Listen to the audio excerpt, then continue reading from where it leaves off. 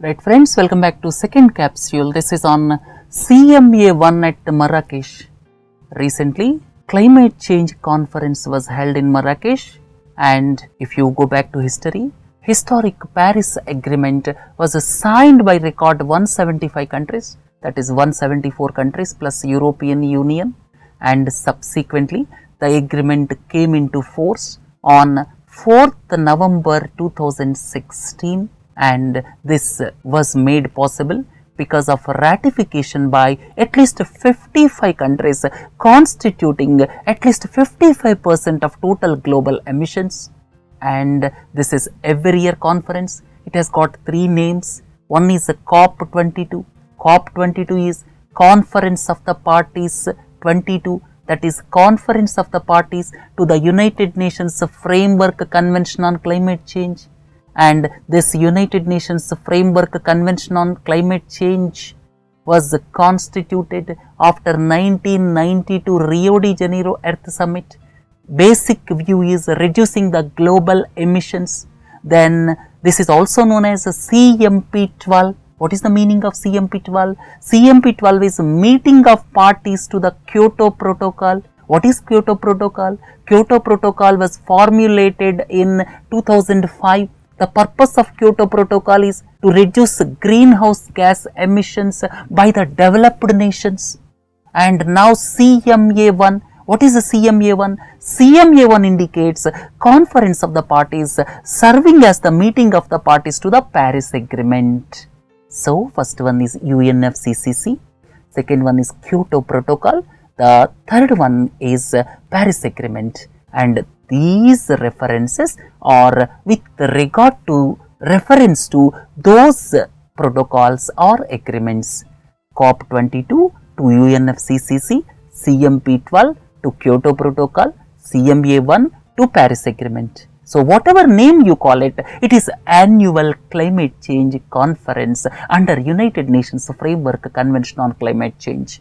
And this 22nd COP or CMA1 was held in Marrakesh, Morocco, and basic purpose is now Paris Agreement came into force. The basic purpose of Marrakesh Proclamation is to operationalize the Paris Agreement.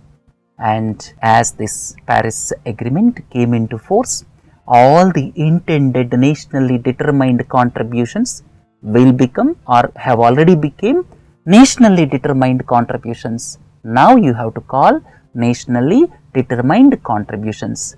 Our contributions, I once again reiterate, India wants to reduce carbon emissions per unit of GDP by 33 to 35% by 2030 from 2005 levels. Then second important point is 40% cumulative installed capacity will be from non-fossil based energy sources like solar and wind.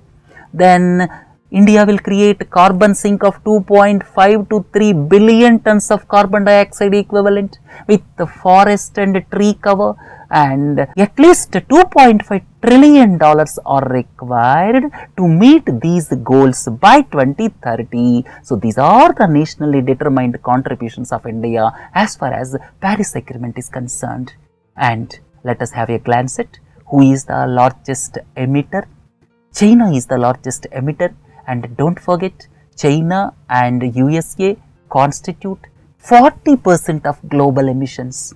Then if you look at the per capita emissions, USA is highest if you look at the per capita emissions. Then carbon dioxide emissions, you see, they are increasing during the past 50 to 60 years at a faster pace. And recently we have learned that carbon dioxide levels crossed 400 ppm.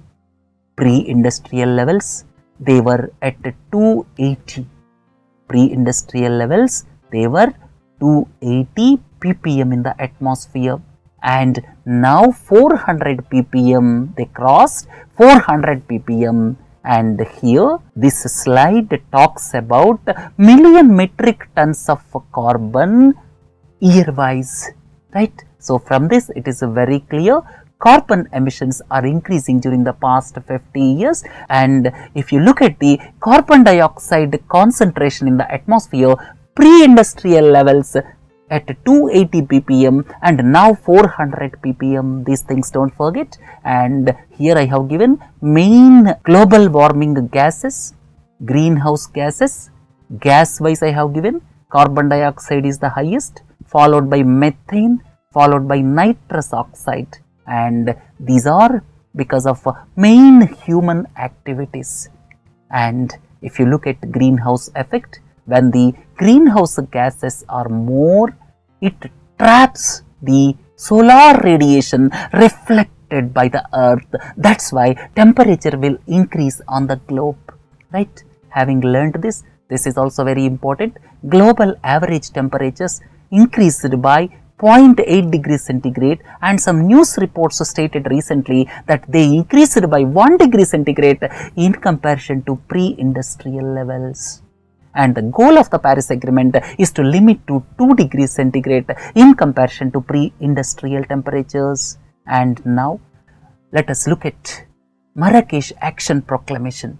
Here the first point is governments have to complete the rule book for operationalizing the Paris Agreement by December 2018. As I have already told you, if you take the case of our country has given nationally determined contributions, and we have to devise rules with regard to how to implement these nationally determined contributions by December 2018. And here at Marrakesh, businesses, investors, cities and local governments also issued new climate change commitments. This is another aspect. The most important aspect is with regard to least developed countries.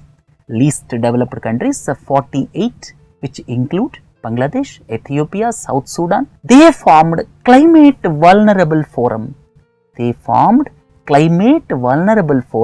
And they have taken pledge to get 100% of their energy from renewables by 2050. This is most important aspect. They pledged that they will ensure 100% of their energy from renewables by 2050. Second important aspect is 145 subnational jurisdictions, or you can say states or cities like California, New York, Telangana in our country. They formed under 2 years. And they announced that they would reduce their emissions by 80 to 95% below 1990 levels and limit their per capita emissions to under 2 tons of carbon dioxide by 2050. So these are important developments which came up at Marrakesh. If you look at other points, Green Climate Fund announced the approval of first 2 proposals for formulation of national adaptation plans for Liberia and Nepal. For adaptation plans, overall, Green Climate Fund is to pull up $100 billion per annum by 2020, and now plans were approved for $2.5 billion worth of projects to Liberia and Nepal. And developed countries reaffirmed their commitment of $100 billion per annum under the Green Climate Fund. So these are the important aspects of Marrakesh Action Proclamation as far as operationalization of the Paris Agreement is concerned. Now let us look at several unanswered questions. There are 5-6 unanswered questions. Let us look at them. United Nations Environment Program recently released Emissions Gap Report of 2016. Recently, UNEP released Emissions Gap Report of 2016. It says that even if the nationally determined contributions are fully implemented, let us take the scenario that all these are fully implemented. Under those circumstances also, temperature will rise up to 3.2 degrees centigrade in comparison to pre-industrial levels. So, as per the Emissions Gap Report of 2016 by UNEP, it is not possible to limit the global temperature rise to 2 degrees centigrade. This is most important aspect. The second point is, the President-elect of United States of America, Donald John Trump, is in favor of fossil fuel burning, and he doesn't believe in global warming, and at the same time he stated that he will pull out of the Paris Agreement, right? And already he stated that he will give burial to the Barack Obama's clean energy plan, because when the coal production is reduced in the country, several job losses will take place. That's why Donald Trump is dumping a clean energy plan of Barack Obama, and he announced that he would pull out of this Paris Agreement. So this is another unanswered question. What will happen to the Paris Agreement in future? Because United States of America is the second largest emitter in the world. Then third important point is Paris Agreement is some sort of joint statement which would bind the signatories to keep their word, but without penalties for breach, except public shame. There are no penalties if any country breaches. It is just like joint statement, and there is no penalty clause, and only public shame will be there. Though countries have given their NDCs, but implementation depends on the political will of the governments of the day. So there is every possibility that the change of government may affect the implementation of Paris Agreement, as is the case now with the election of Donald Trump. Look at the fourth one and most important one.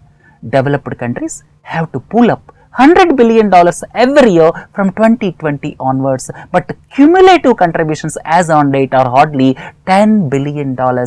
More than this, another important aspect is the Copenhagen Agreement. Subsequent to Copenhagen Agreement, this Green Climate Fund was created.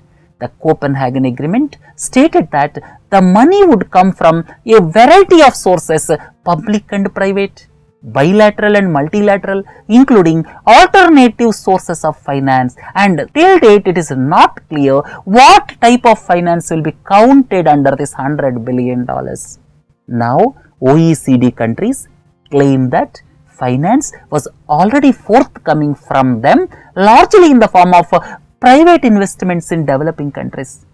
That means OECD is counting private investments in renewable energy projects in developing countries as also part of $100 billion, and it is not clear what type of investment will come under this $100 billion, and the Copenhagen Agreement clause is not clear about this. So the form of funding is not clearly known at this juncture. Another important aspect is, as per paragraph 1 of Article of Paris Agreement, developed country parties shall provide financial resources to assist developing countries with respect to both the mitigation as well as adaptation. What is the difference between mitigation and adaptation? Mitigation means to avoid further global warming. And what is adaptation? Adaptation is nothing but helping countries which already affected because of global warming. So helping countries with the already here effects is known as adaptation. Mitigation is avoiding further global warming. And now the emphasis is more on mitigation rather than on adaptation.